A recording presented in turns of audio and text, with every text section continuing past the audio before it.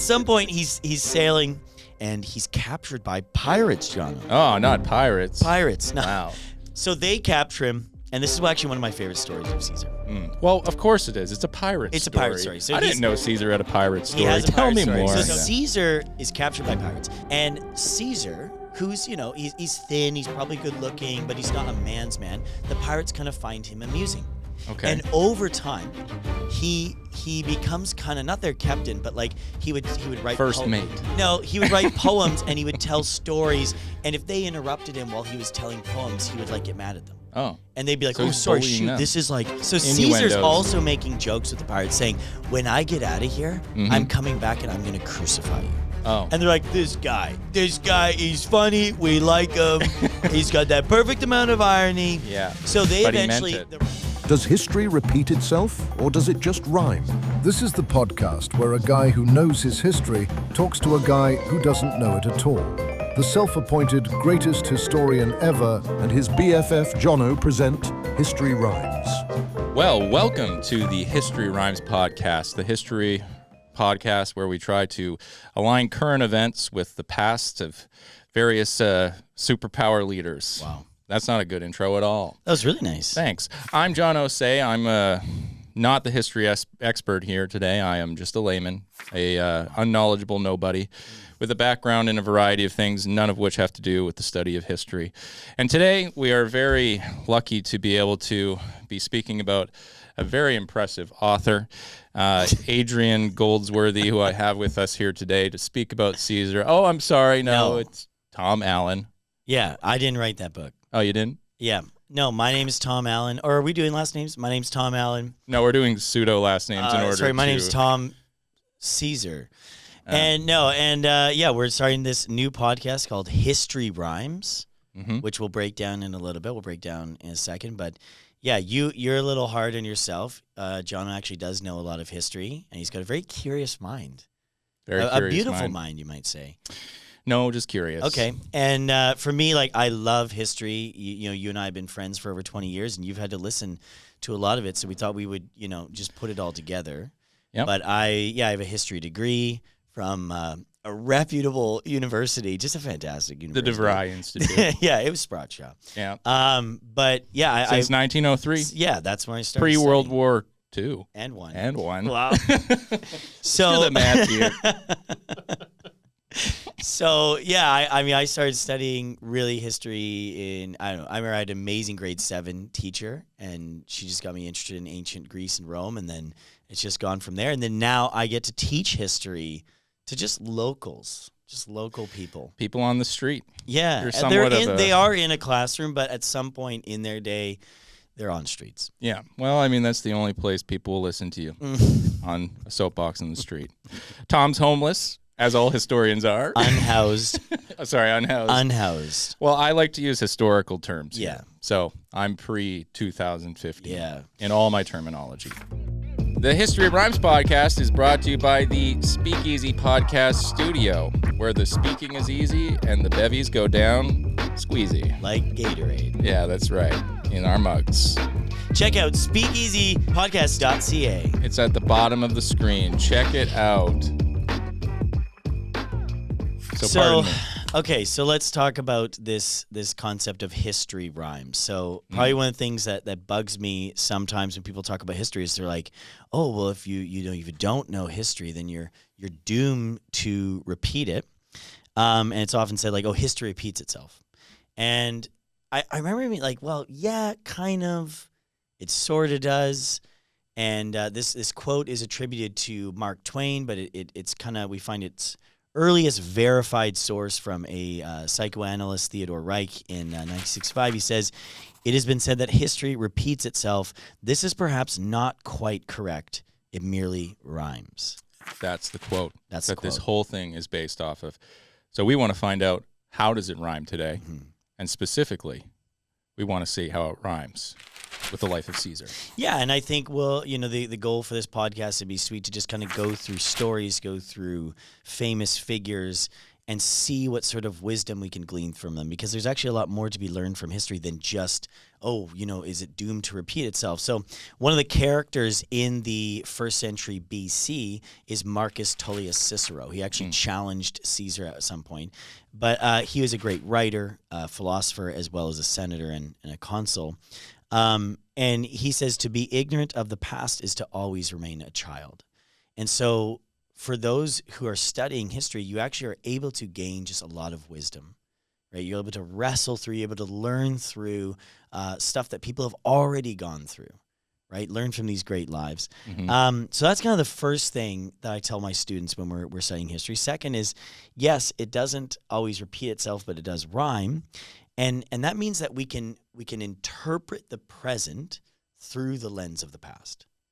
Exactly. Right? So a lot of people are kind of really stressed out about the current political climate, right? Whether it's in Canada, if it's in Western Europe, whether it's in America. Well, I know I am. Yeah, you are.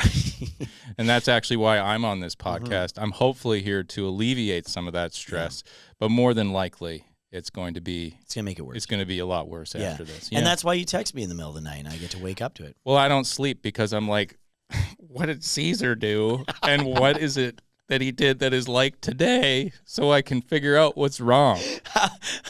How would Caesar fix these tariffs? And I'm like, I haven't read this book. I've seen the pictures in the middle, and those are my favorite parts.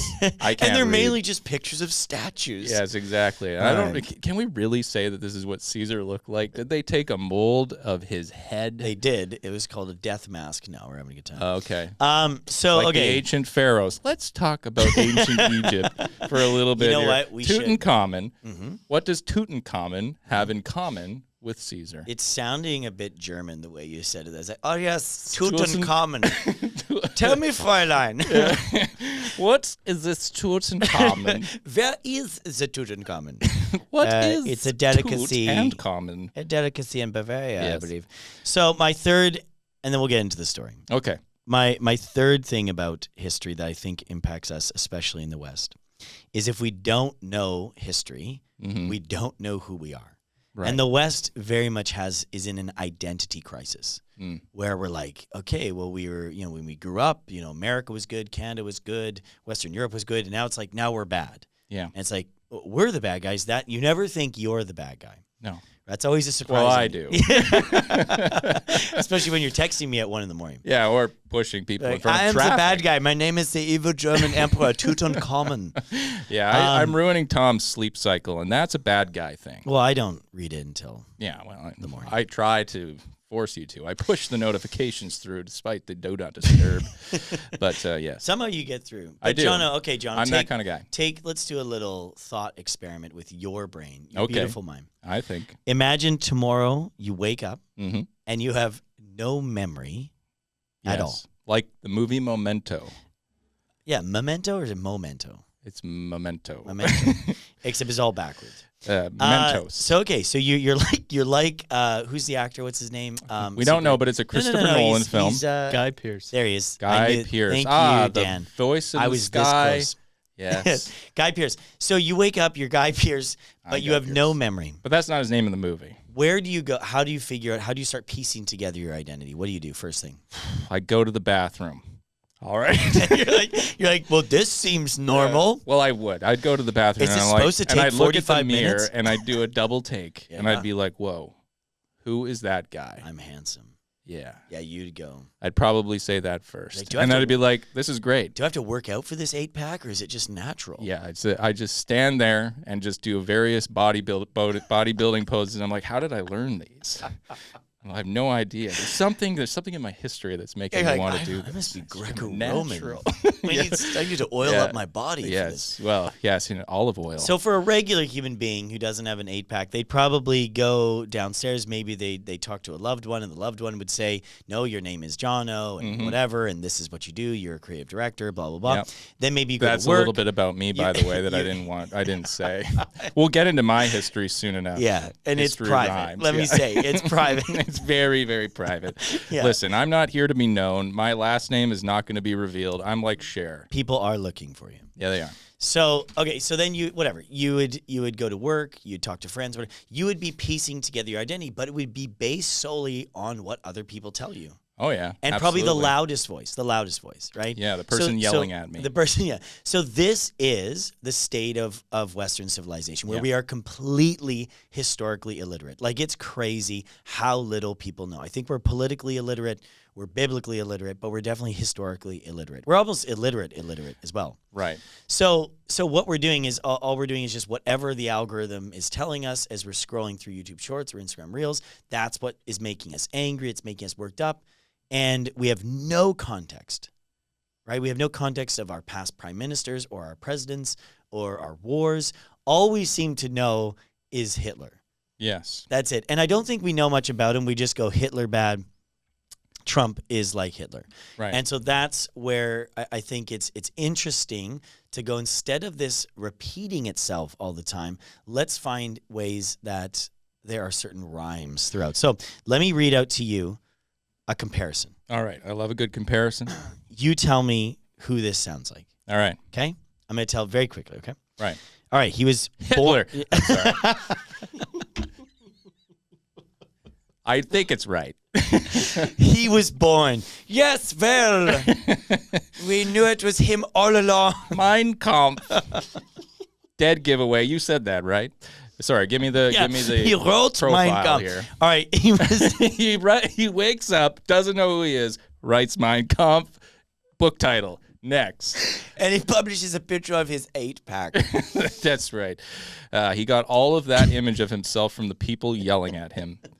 Anyways, so okay, profile. all right. Paint So the this, you picture. tell me who this person is. He was born into a wealthy family in the most powerful nation in the world. Let me list off a few things before you just go. He became a celebrity for dating famous women. When am I allowed to say the name? Let me give through a few points, and then so he became a celebrity for dating famous women and for his unique fashion sense. He became even wealthier, especially through the acquisition of real estate. He put his name on monuments and buildings. Right. He published his thoughts and achievements so the average person could follow along in his career. Even though he was rich and famous, he catered to the everyday man in his country. The traditional political class hated him because it wouldn't play by their rules. He was very anti-establishment. He rose to the heights of political power, holding the most powerful office in the country. In his name, a group of his followers attacked the Capitol in an attempt to overthrow the government. He promised to represent the average working man rather than the ruling elite. When he completed his political term, the elites threatened to prosecute him for trumped-up crimes. I know. Who am I talking about? Rockefeller. No, wait. Reagan. See, the very fact that you know the name Rockefeller gives away a little hint at how much history you actually know. You know more than you are letting on, I think, Tutankhamun. I've seen 30 Rock. Was a fan of SNL. Okay. 30 Rockefeller. Center. That's your answer. That's my no. My answer's Trump, obviously. Yeah, so that's... But I think there's some rhyming in there with a few other folks. Yeah, so like all of those things can be said about Julius Caesar. Of course. And so it's one of those things, is Trump a repetition of Caesar? No.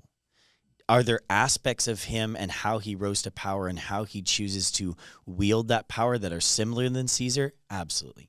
And so we can then glean a lot from Caesar's life and help us interpret what's going on now, especially because the American Republic has a lot in common with the ancient Roman Republic. So right. Before we dive in, a couple things. You mentioned Adrian Goldsworthy's book on Caesar. I've been handling it probably too much. Touch it all you want. Perfect. All right. But I'm hoping you touch it as well. I did bring it for myself to glance at once in a while. Yeah. Just the cover. But and the yeah, pictures. fantastic. This is when people ask me, like, I actually just had a colleague ask me, like, recommend a history book, where should I start? Right. And so this is what I recommended. And he said, that's really long. I'm like, just wait. It's so good. Yeah. Tom Holland. The Not actor. Spider-Man. Yeah, not Spider-Man. Tom Holland. He's with Zendaya. I think he's doing pretty good. I think we've got a new subject for this episode. episode. Yeah, you know what? Let's pivot. And let's talk about Spider-Man. Call me John O'Segway. That's me. I'm going to try and divert off the subject of what we're talking And you're about also at all giving, times. You gave a little hint as to what your last name is there. That'll I be know. That's going to be one of our little Easter eggs. Yeah. What's constantly. Jono's last name? Did I say it at the beginning? I don't think even you know. almost I think you did say it. I did. Well, that's the Easter egg. Is that my real last name? Or Anyways, is it something else? The great thing, Tom Holland writes a fantastic book, not Spider-Man, but an older English gentleman. He writes the book Rubicon, which is a fantastic starting point, much smaller than Goldsworthy's books. Right. Once you get through those two, those are secondary sources. You want to check out the primary source of Julius Caesar's own writings, which are called the Gallican Civil Wars. Right. All and right. Julius Caesar wrote them. Those He himself. did. He wrote them Okay. himself. They're fantastic. They're written Very in nice. third person. Oh. So he goes, Caesar did this and Caesar did that. No one wanted to write his autobiography. His No. biography. Well, he sorry. knew that no one He could write wrote his it as autobiography. no one could write it as well as him. Yes. Well, All right, he should we was dive the in? greatest writer of his time. Yes, we should One dive of them. in. One of them. Okay, so you walk me through this story. All right. Wait. Here we go. No, okay, you go. No. So when we talk about Caesar, what I go. are the first two things that come to mind when you hear Caesar? Salad. Yeah, heck yeah. Yeah. And stabbings. Okay. That's the first two. Both things you experience at Olive Garden. I tend to stab salads. When you go to Olive in the Garden, back. guaranteed you will see a stabbing and you'll eat some salad. You'll eat some salad. You might get a crouton. Yeah. Who knows? Well. We do want to discuss who did invent the crouton as well on Yeah. today's episode. Yeah. Highly debated Probably a subject matter. Frenchman. No. Crouton? It's clearly an Italian. Crouton's Italian? Well, Italian and French are both Latin-based languages. So And they're very crouton close, actually very- comes from the Latin. Very close history. You know what? We'll Yes. save that for our Napoleon episode, Yeah. actually. Another great salad. I believe he broke his military units up into croutons, Really? and they were in squares. Interesting. So The finest battle shape. a lot of people base so the Caesar salad, nothing to do with this Caesar. It's almost sad that this great man, this man who kind of like is probably top 4 figures in history, And he's a salad. and he's salad now. It's actually he would almost be horrified by that if he knew that, right? So I don't know. I think some people would like these. It's like kind of having like a bunch of action figures made out of you from being a star in if a you film. couldn't It's digest them very well. like, maybe some people don't like that. So Caesar saw himself walking in the footsteps of Alexander the Great, Mm-hmm. and in the footsteps of even Achilles from the Iliad. And so Really? it would He be very compared himself to Achilles. Alexander compares himself to Achilles, and Caesar really compares himself to Alexander, and then Napoleon's going to compare Right. himself to I associate, Caesar. but it's a linear thing. Yeah, he's like Achilles is like his. So grandpa. everybody's really just like Achilles, or aspiring to be like Achilles. Yeah, and of He course is Achilles the was impetus. depressed most of the time, just wondering if anyone would remember him. Right. Okay, so Wait. yeah, go ahead. Pardon me. Yeah, Achilles. yeah, Real person. not really. All right. Well, that's good to know. Let's get some of the important things out of the Yeah. way that most people are going to associate with Yeah. Caesar. Number one, we've covered Caesar salad Yeah. and the Caesarian. Yeah, okay, the Caesarian. So Yes. I actually don't know which Caesar it was named after. I'm not sure why. It's not named after this one. Right. We know. So Caesar's born in 100 BC. It's a nice number for him to be born in because then we can just subtract and then we know how old he is wherever we're going through dates. I always found it really nice. I wrote one of my main papers in my undergrad on Caesar, and I found that math tidbit nice. That's a nice little tidbit. So he's born around 100 BC, but Right. his mother Aurelia is going to play a significant role in his life. And generally, if you had a cesarean, you didn't survive back then. Like Right. it's slicing the woman open to get the baby out. It's brutal. So in Rome around 100 BC, as you see the map here, like the green, Rome is not, or is it the green? Yeah, green and the orange there combined. Rome is not the massive Roman Empire that we've come to know and love. It is still growing. They've beaten Carthage, the mighty Carthaginian Empire, in 2 Punic Wars. And then they've also they've defeated the Macedonian Empire, as you can see. So they have Greece and they have Asia Minor over there, which is modern Turkey. But it's growing. It's growing. And with that growth, things actually become quite tumultuous politically. So there's going to be civil wars where Rome at the time, you could call it an oligarchy, like we would call it a republic, but it's really ruled by these senators. And they're not like, you're part of a class and you became a senator. Right. So it's kind of the rule of the elite, rule of the wealthy.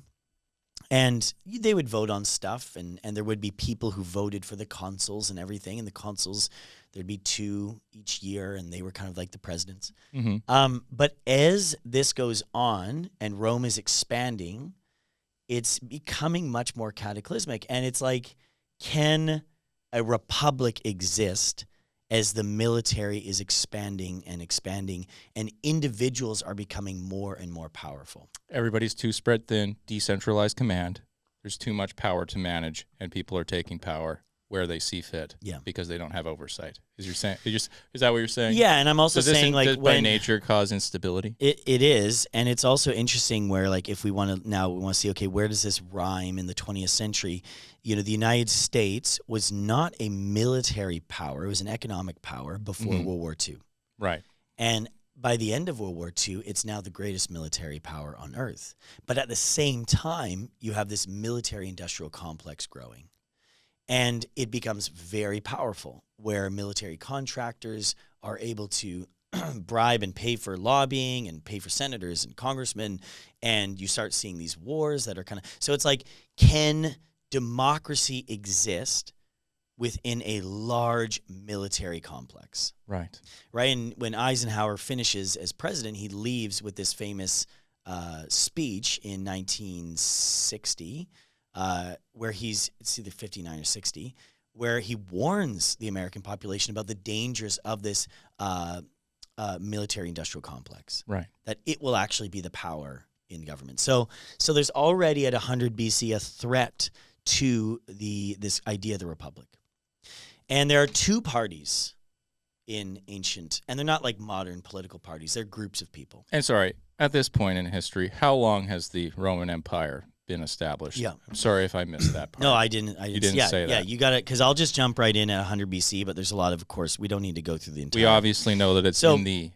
Rome was first a monarchy. Right. And there was a series of kings, and they were overthrown and kicked out. The last king was overthrown. Tarquin was the last king. Sounds like a Star and Wars. And he's overthrown Sith by Lord. I believe his full name was Marcus Junius Brutus. The same name of course, one of Caesar's main assassins. I miss names like that. Yeah, I Brutus. wish I had names. Well, like yeah, that, because which we won't reveal any of. No, names not today, yours. But like so John. for a Roman, the first name was kind of their like casual name. Mm-hmm. The middle name was their family name. Right. So like Julius, it's Gaius Julius Caesar. Mm-hmm. Julius means he's of the family Julii. He's of the Julii clan. Okay. And Marcus Junius Brutus, he's of the Junii clan.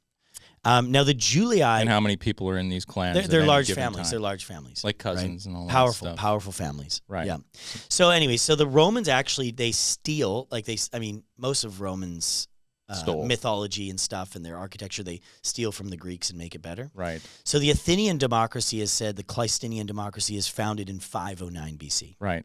And so the Romans just took that date and they said, oh, that's the same date that we kicked out the last king and formed a republic. Right.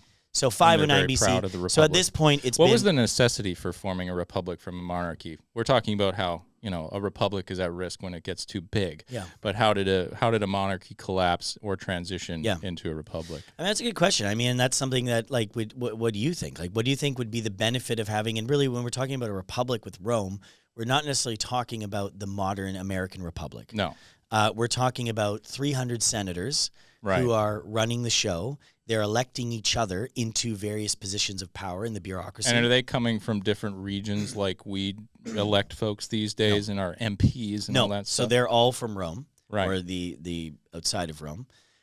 As time would go on, and Caesar will do this later, he'll bring in some senators from Gaul when he conquers it, and that's one of the reasons they're going to kill him. Right. But at the time that Caesar's born, his father is a minor senator.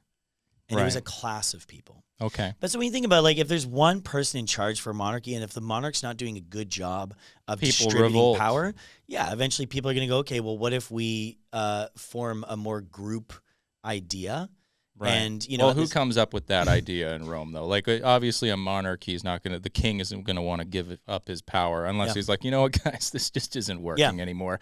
Here's my crown. Make it into a bunch of rings and coins, and have fun.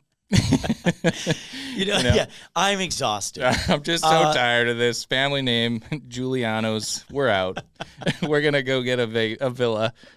Yeah, like I could just farm. I have a lot of money. I could just farm. Okay, yeah. Actually, like I just want the rural life. I mean, there's a lot like emperors. Like Tiberius will kind of do that. He'll retire. He's like, man, this sucks. Like he goes to a nice island, Capri, off of the Italian coast, and just like which isn't on this map yet. No, it's it not. hadn't It's formed not. at that time. It's kind of like Dubai. The tectonic plates. Yeah, so they were still merging.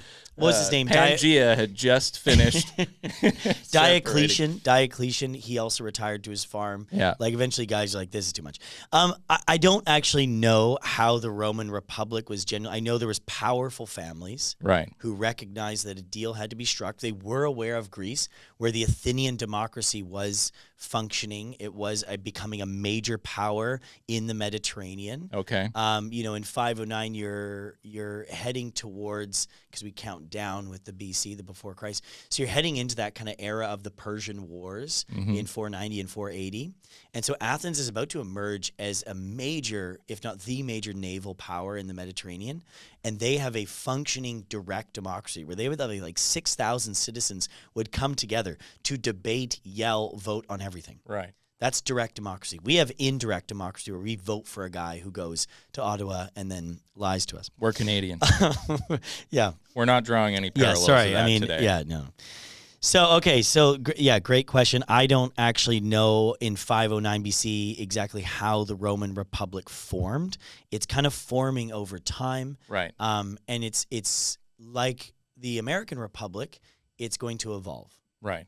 And we're going to see some of that evolution in Caesar's time. So by Caesar's time, there were two parties that had formed, not like Republican and Democrat, but groups of people. There was the populares. Right. And forgive my Latin pronunciation. That's okay. Whatever. No one intelligent Populares, watching. they were the people's champions. We can think of them as the populace. Right. They recognized that there was power to be gained from the everyday human being who did vote for consuls. They did vote for tribunes and stuff like that. And then there was the Optimates. And these, you could think of them as the old senatorial class, the conservatives. They were the ones who were like, no, the power should be with just a few handful of men. Okay. So Rome at this time controls that area. It's growing. It's expanding. And what happens as Caesar's growing up? So Caesar, we don't know much about his early childhood. We know that young Romans were taught in their three main values: dignitas, pietas, and virtus. Right? So dignity, piety, and virtue. Right. Romans took themselves very seriously. There was like Roman virtue. Whereas the Greeks were just, having a good time. Just flexing, Yeah. getting statues made. Yeah. I mean, lawn bowling. Sorry, doing shot put. Yeah. Okay, shot put. That's what Discus. They're throwing stuff. Yeah. They're wrestling. They hadn't quite figured out the frisbee. No. Flying disc, sorry. They didn't do it. They did it. Yeah. Yeah. It was heavy. So Caesar is born into, he's kind of an outsider, but still wealthy. And he will get to join the Senate when he gets older. His uncle through marriage is the famous Marius. And Marius is the head of the populares. Which is where we get the name Mario. Yes, that's actually 100% accurate. Yeah, exactly. Write that down. That's right. We're here to learn. No stupid questions on the podcast today. So how does this bring us to Mario Kart 64? That was not a question. It was just a statement. It's like, and that's where we get Mario. Yeah, I'm just here to fill in the blanks, folks. This guy, he's not going to cover everything. No. And I know I gotta answer the questions that the people have. Yeah. Which is the Mario thing. I'll just go off. Yeah. So Mario's ancestor, Marius. I'm not going to interrupt you. We need to get to the part where Caesar's a person in history, and then we can start drawing parallels to Trump. You asked, he's like, we need to find out where Caesar is in history, so we can start saying, oh, Trump is Hitler. Yeah, we got to get from Caesar to Hitler. We got to cover hundreds of years. This is crazy. Even thousands. Thousands even. Yes, like we are in currently 900 AD. No, we're in 100 Oh, still. right, Well, sorry. we're in the early Yeah. 1st century BC. I just want to find out, where do you get a haircut like Caesar? You don't in want this one. day and age. You don't want one, Oh, but it's right, great sorry. clips. The Great bowl clips. cut. It's The great bowl- clips. yeah, you can- There's yeah. no bowl cut. I thought he had a bowl cut. Jumping ahead, Caesar, of course, does have thinning hair, Right. And he is a Much fashion. like Trump. And people are often discussing this. Sure. Like, is it a toupee? I actually could have added how their hair was well known. In fact, Caesar was very self-conscious about his hair. He later on, well, when who isn't? That's why I'm yeah. wearing a hat. Yeah, it's why I wish I was. Although I wearing a did hat. just switch conditioners, and my hair felt really great when I, mean, did that. underneath this hat is the most beautiful auburn hair you'll see. Just like underneath that shirt is the most beautiful 8-pack you'll ever see. And auburn hair. Yeah, I don't know about All that. right. No, not that's much. not true either. Not much. But that's for another episode. yeah. We have some side So episodes. that are just me. Caesar, he was very self-conscious about his hair. He fortunately won the Corona Civica, which is their kind of Medal of Honor. Mm-hmm. He saves a guy later on when he's fighting in the legions. He's fighting in Mytilene, and he Right. saves another Roman citizen's life. Sorry, the Corona what? Sorry, the Corona Civica, the Okay. civic crown. The Civic Crown. Yeah. Okay. So he wins it, and that's the laurel leaves. That's, that's all what the, it is. That's what all the emperors will wear as their crown. Right. Okay. Right. Keep That's- in mind, like Caesar. Were they which- real leaves? They were like no, they were like a bronze maybe like. Oh, made of a- right. So The he would bronze- wear yes, I that. know He what would wear you're that, saying and that was now. great because he could cover up his receding hairline. Right. Perfect. And he would be very careful with his hair. And one time Cicero saw him fixing his hair with like his fingernail. He was like looking in, and Cicero's like, this guy who is fixing his hair with his pinky baby finger is going to be the one who destroys the Republic. Like, how is it that this dandy, this fashionista, is the one who's going? Right. He's like, He's just sitting there in the mirror, Yeah, just just stroking like, his hairs one by one with Yeah. his pinky finger. yeah. Ugh. So all right. Caesar's growing up. Marius reflective of today. goes. There's a civil war right when Caesar's like a teenager, Right. and it's between Marius, head of the Populares, and Sulla, Mm-hmm. Lucius Cornelius Sulla. Right. And Sulla, he's a very interesting, ruthless figure, very smart, very cunning, Okay. and he beats Marius. Marius was a great general. He'd been consul like 7 times, Right. but Marius was old. He liked to drink, and Sulla beats him, and Marius dies. And so Sulla is then now the dictator of Rome. So already, right, in our story, Caesar's a teenager. There's a dictator of Rome. Right. And the in dictator- a republic? In a republic. I can't believe it.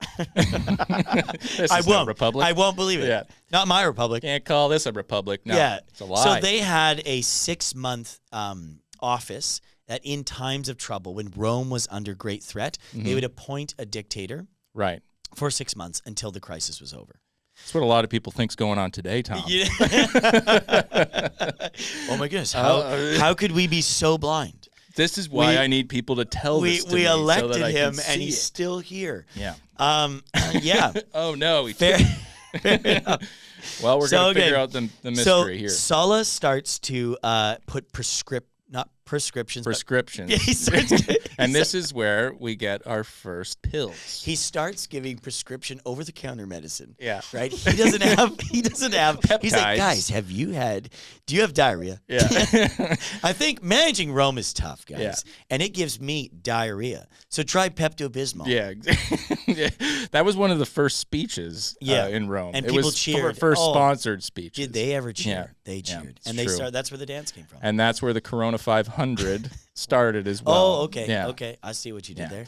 It That was sounded like an Indy car race. Like, Well, that's what I thought this welcome to was. the Corona 500. Get your Coronas Yeah, out. it was a chariot race. It's a NASCAR race. Okay. Yeah. So he starts doing these proscriptions where it's just lists Right. of people that, if you brought these people to him, you could kill them or you could straight up kill them. Okay. Sounds so like a fair trade. at this time, Caesar makes the decision to get married because back then you could get married at 15 or 16, 14, right?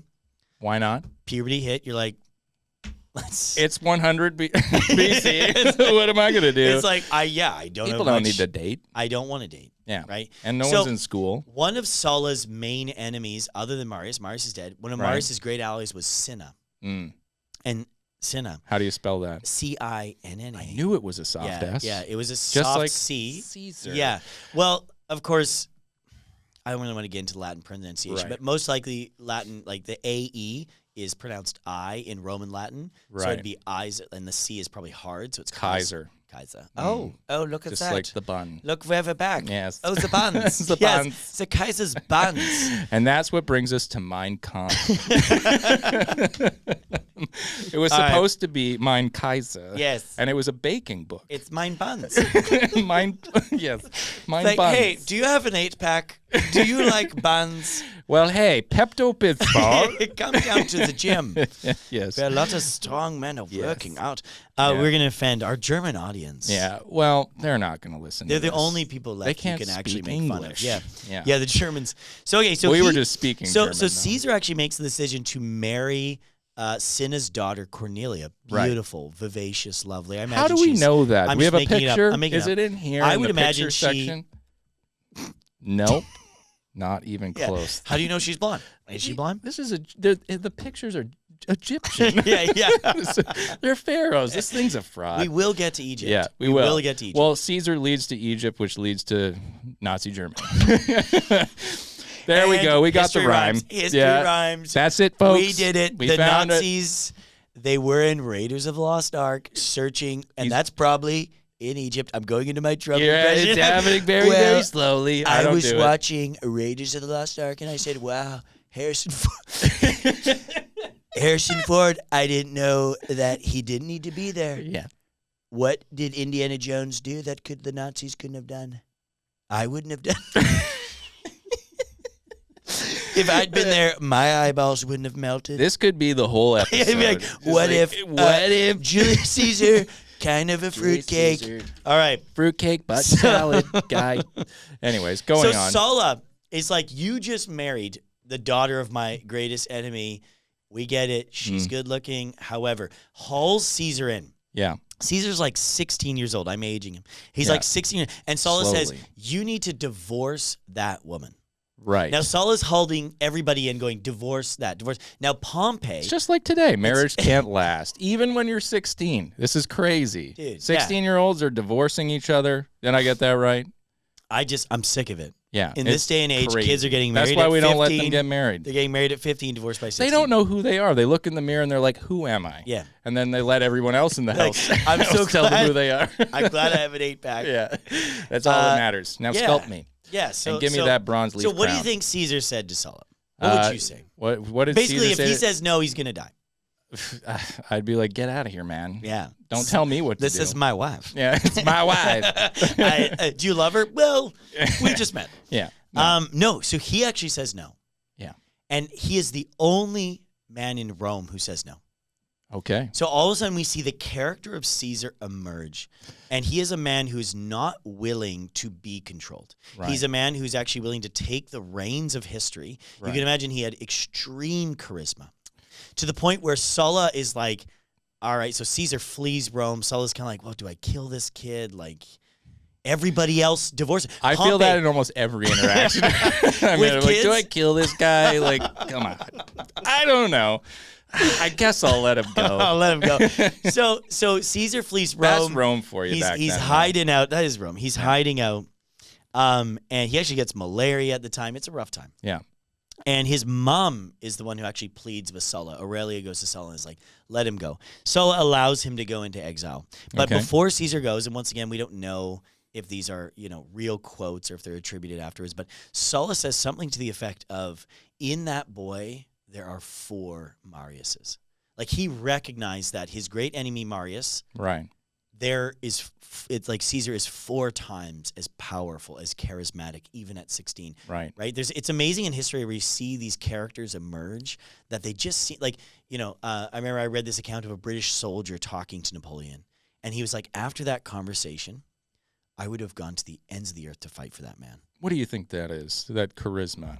Where does Yeah, that I think come it's- from? I Is it think- just a natural thing? I think great men just have that ability where, like, you hear that about most presidents where it's like, even if you voted against him, like, think of the president you hate the most, and if you spend an hour with him, it's like you're going to be You'll working still for be him. a fan of him. Yeah. Yeah. You have to have that level of convincing charisma to be able to get that far. I think. And Caesar's got it in spades, John. Let me tell you. Okay, tell me more. I want to hear more. So he goes off to Greece. He's got to leave Rome. So he goes to join the army, make his way in the world. Right. And he serves in Asia Minor. He serves in Cilicia.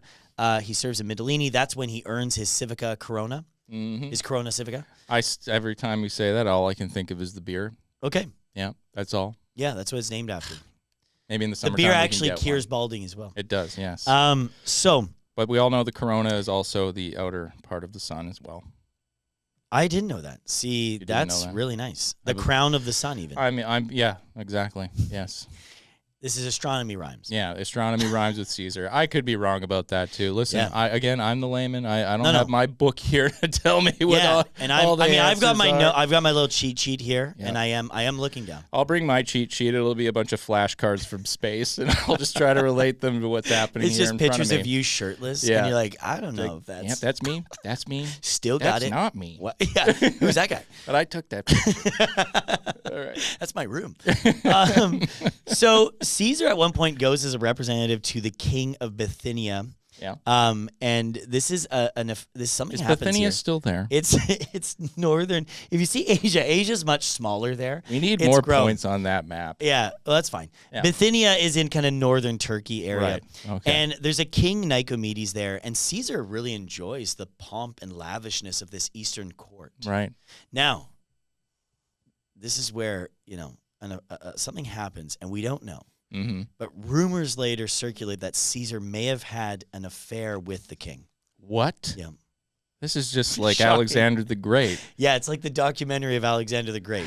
Yeah. Now, of course, this people would bug him about this later, that he went to the east and he became this kind of lover of this king. And of course, in Roman society, you didn't want to be, how do I put this, the minor partner in a homosexual relationship. You wanted to be the major partner. the major.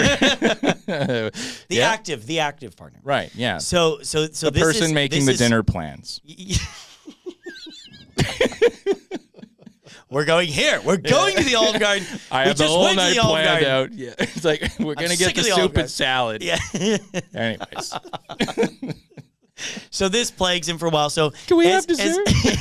No. At some point, he's sailing, and he's actually going to Rhodes, which is not on that map. It's a South Aegean island, and he's going to study there. And he's captured by pirates, Jono. Oh, not pirates. Pirates, Wow. not Somalian pirates, not. They're not there yet. They're not there yet. They haven't figured out how to Not get Jack to Sparrow. Not yet. These are like serious like pirate kings who kind of they're Silesian. So they have gold. Southern, They found it. what? They have the gold. They found it. They're trekking around with it. Like, we don't even need this. We just do it for the game. Get that Caesar guy over yeah. there. Yeah. So they capture him, and this is actually one of my favorite stories of Caesar. Well, of course it is. It's a pirate It's story. a pirate story. So I didn't know Caesar had a pirate He story. has a Tell pirate me story. more. So he's about what kind of boat was it? A big boat. A big one? Let me tell you, the biggest. it was the biggest boat. If I'd been there, it would have been bigger. Oh, we're gonna get sick of these big boats. We're gonna have so many big boats. I can try to do Trump impersonations as well. You do a decent I like one. your Hitler much better. Yeah, to be honest, it's much better. you need it's so much. to shave the mustache in a little bit more. Well, I'm working on it. I'm next inching in. You don't just go full Hitler stash. You got to go. I'm just Charlie Chaplin. Yeah, exactly. I'm you just a big fan. Gotta have the I'm hat. a big fan. And then one day you take the hat off And- you start making speeches. Yeah. Anyways, All right, Charlie so, couldn't do that. He wasn't in the talkies So at that time. Caesar, he couldn't do speech. He couldn't do any of that. Caesar is captured by pirates. The Right. pirates at the time are like, we're holding you. This for... sounds made up. Okay. I'm gonna be honest.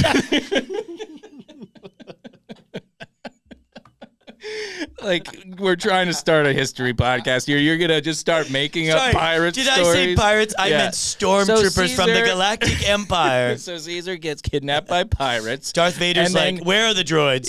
he meets the Lost Boys. Yeah. And then he learns to fly again. Yeah. Yeah, it's great. Yeah. Yeah. The Lost Boys. Oh. I wasn't gonna I was gonna bring the King of Bithynia Yeah. back in. This is a bunch of nonsense. All right. So, anyways, pirates, Disney. best Yep. pirates, Disney.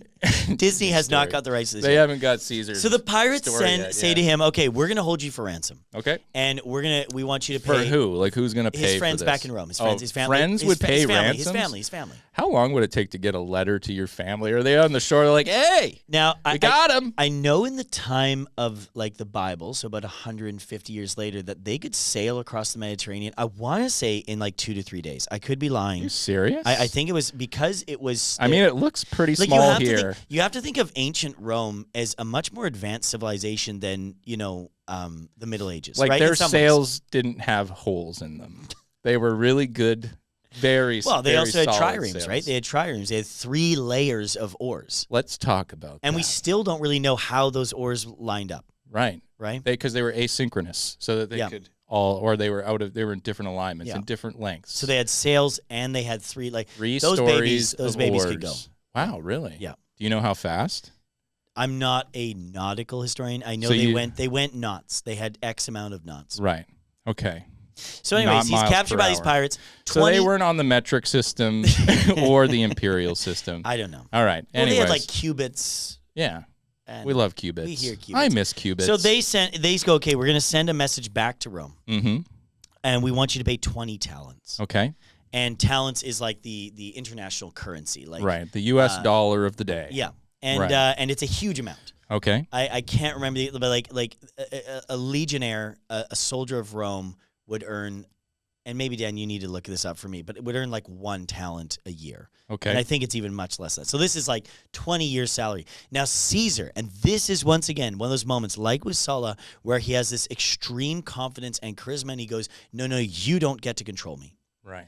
And he laughs at them and says, no, I'm actually worth 50.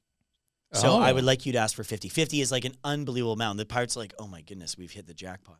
So Right. But really, this is just the guy saying I'm worth a lot of money. and he laughs. He's like, who do you think you are? Like, do you realize who I am? I am the most important figure in history. I'm the heir of Alexander. And of course, at this time, he's just an unknown senator's son.